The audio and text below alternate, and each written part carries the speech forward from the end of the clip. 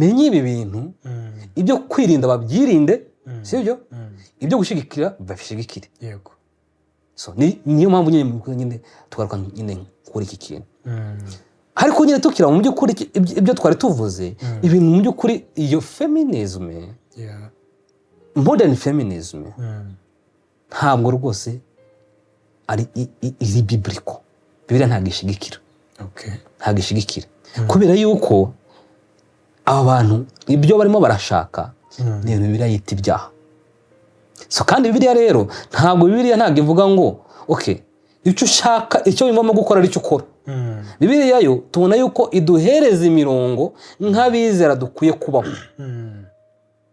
igihe rero tutayibayeho niyo mpamvu ubona ibyaha bigenda byiyongera muri iyi si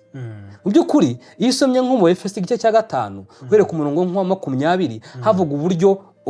umwana w'umugabo n'umugore ukwiye kuba umeze reka wenda tuhasome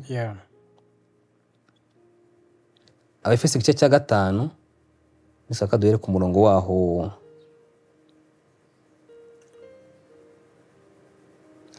wa 20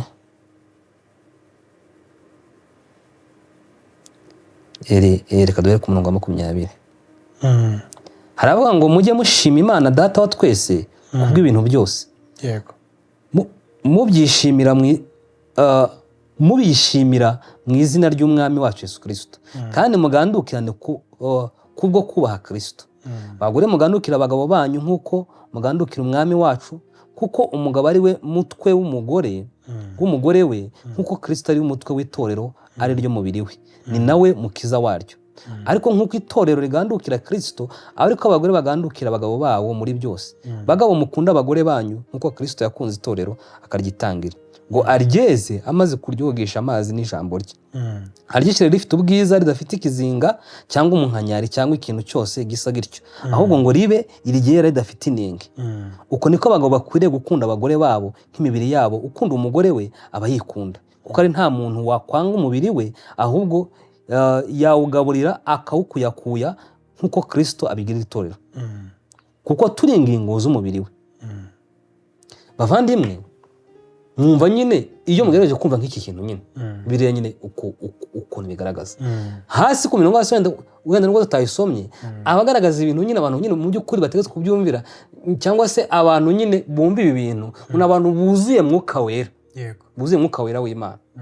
ni ukuvuga ngo ku muntu mu by'ukuri utuzuye mwuka wera udakijijwe iyo tuvuga gukizwa nanone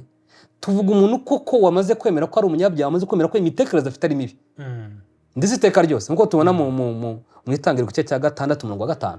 havuga ngo Imana ngibona kwibwira ko abantu yubwira kose ngo ari kubiteka ryose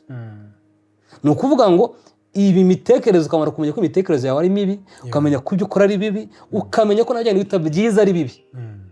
ukamenya ko ibyo bintu byose bitagutsindishiriza imbere y'Imana n'ibyo wita byiza yewe ukemera yuko uri umunyabyaha ukeneye umukiza ari we Kristo wenyine ko ari wakubana muri ibyo byaha byawe akakwiza urupfu rw'iteka